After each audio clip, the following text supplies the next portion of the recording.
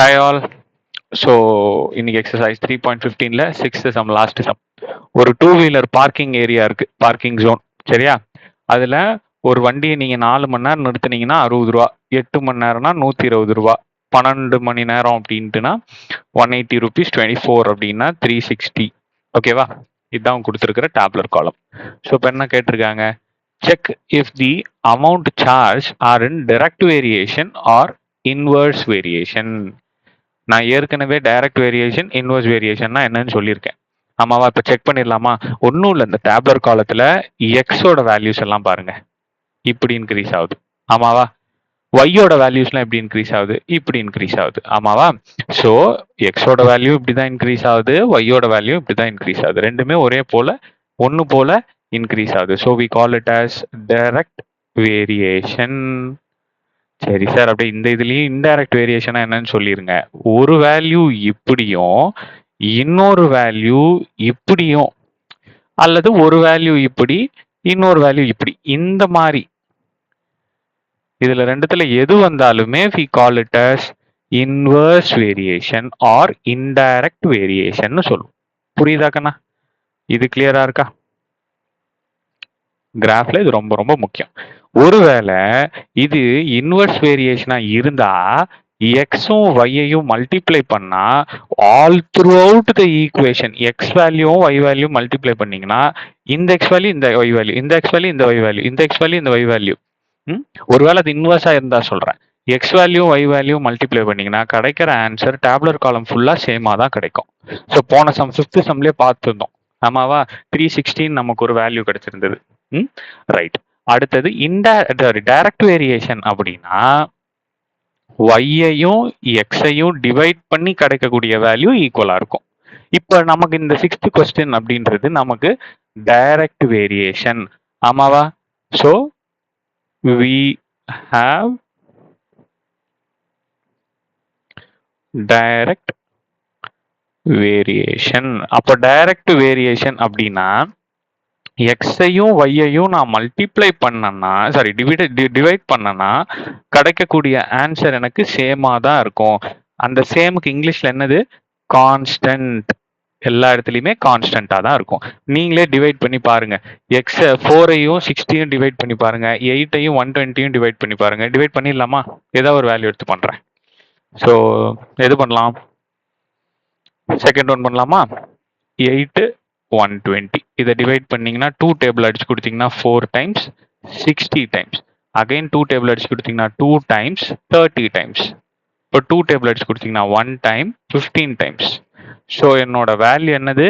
1/15. இதுதான் நான் all through அவுட்டாவே இருக்கும். ஓகேவா? ஸோ நமக்கு இது கேட்கல, நம்ம கிட்ட என்ன கேட்டிருக்காங்க? இது டைரக்ட் வேரியேஷனா இன்வர்ஸ் வேரியேஷனான்னு கேட்டிருக்காங்க. It is a direct variation. இது மட்டும் நீங்க எழுதுனீங்கன்னா போதும். சரியாகண்ணா? அடுத்தது find the amount paid. Amount பெய்டுனா நம்மள ஒய் கேட்குறாங்க. ஃபர்ஸ்ட் கொஸ்டின்ல when the parking time is 6 hours, x equal to 6 இருக்கும்போது y என்னன்னு கேட்குறாங்க. அடுத்தது find the parking duration. Second இதுல டைம் கேட்குறாங்க. டியூரேஷன்னாலே டைம் தானே. when the amount paid is 150, y is equal to 150. சரியா? எக்ஸ் கொடுத்துட்டு ஒய் கேட்குறாங்க, ஒய் கொடுத்துட்டு எக்ஸ் கேட்குறாங்க. இவ்வளோதான். கிராஃப்ல சால்வ் பண்ணலாமா? வாங்க சால்வ் பண்ணலாம். ஸோ இப்போ கிராஃப் வரைஞ்சிடலாம். ஸோ பாருங்க, பிளாட். ஸோ நான் கொடுத்துருக்கிற டேப்லர் காலம்ல கொடுத்துருக்கிற வேல்யூல எக்ஸ்ல கொடுத்துருக்கிறத ஃபர்ஸ்ட்டும் ஒய்ல கொடுத்துருக்கிறத செகண்ட் எழுதியிருக்கேன். சரியா? இதே தான், இதே வேல்யூஸை தான் இங்க எழுதியிருக்கேன். ஓகேவா? ரைட். இப்போ ஃபர்ஸ்ட் எக்ஸ் வேல்யூஸ் பாருங்க. இந்த 4 நம்பருமே 4 டேபிள்ல வருதா? அப்போ நான் அப்புறம் 4 4ஆவே எழுதிடுவேனா? இங்க பாருங்க, 4 4க்கு அப்புறம் 8 8க்கு அப்புறம் 12 12க்கு அப்புறம் 16 16க்கு அப்புறம் 20 20க்கு அப்புறம் 24 24க்கு அப்புறம் 28. இப்போ 4 8 12 24. இப்போ இந்த 4மே பிளாட் பண்ண முடியுமா என்னால இங்க? ரைட். அடுத்தது இங்க பாருங்களேன், 60 120 180 360 இது எல்லாமே 30 டேபிள்ல வருமா? அப்ப பாருங்க, 30 30 எழுதியிருக்கேன், 30 30 எழுதியிருக்கேன். ஒய் ஆக்சிஸ்ல 30 30 எழுதியிருக்கேன், எக்ஸ் ஆக்சிஸ்ல 4 4 எழுதியிருக்கேன். அப்ப என்னோட ஸ்கேல் எப்படி வரும் கண்ணா? என்னோட ஸ்கேலு 2 இருக்கு. ஒன்னு எக்ஸ் ஆக்சிஸ், இன்னொன்னு ஒய் ஆக்சிஸ். ஸோ இதுவும் 1 சென்டிமீட்டர் தான், இதுவும் 1 சென்டிமீட்டர் தான். ஸோ எக்ஸ் ஆக்சிஸ்ல 4 யூனிட் விட்டுருக்கேன், ஒய் ஆக்சிஸ்ல 30 யூனிட் விட்டுருக்கேன். இப்போ கிராஃப் பிளாட் பண்ணலாமா? So 40 60 sorry 4 60. ஸோ அப்போ 4, 60. அடுத்தது 8 120, 8, 120. அடுத்தது 12 180, 12 180. முடிஞ்சு போச்சா? அடுத்தது 24 360. ஸோ 24 360. இங்க 214 தப்பா போட்டிருக்கேன், சாரி கண்ணா. இதை மட்டும் அப்படியே மாறிச்சு, 3க்கு பதிலாக 2 போட்டு. ஸோ 24 360 இங்க இருக்கு. ஓகே, இப்போ 24 360 முடிஞ்சு போச்சா? இப்போ இது எல்லாத்தையும் ஜாயின் பண்ணுங்க.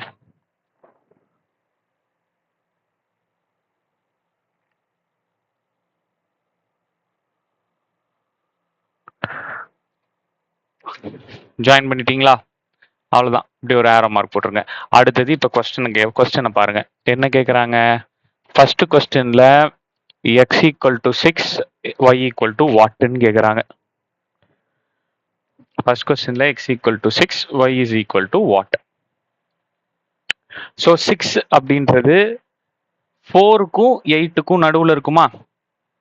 நடுவில் வச்சுக்கலாமா? 4க்கும் 8க்கும் நடுவில். ஸோ இங்கே வச்சுப்போமா? ஒரு நேரம் ஒரு லைன் வரைங்க.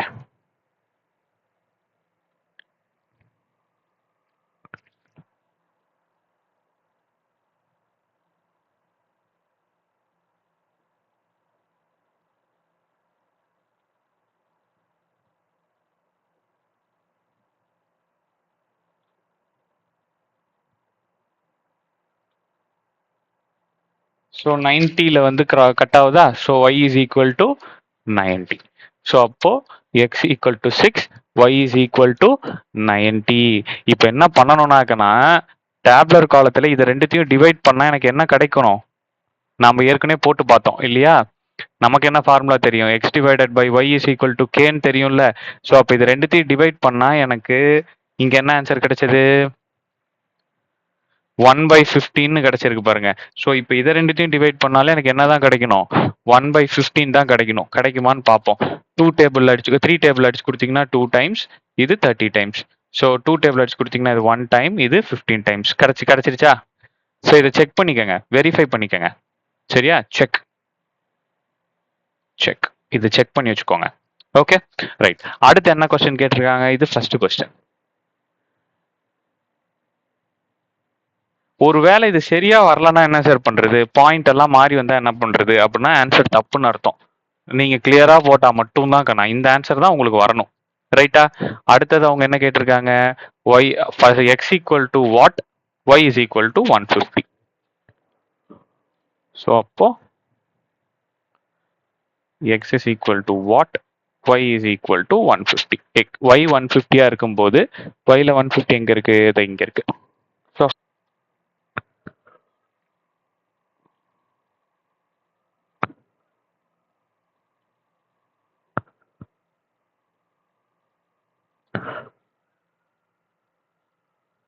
Yes.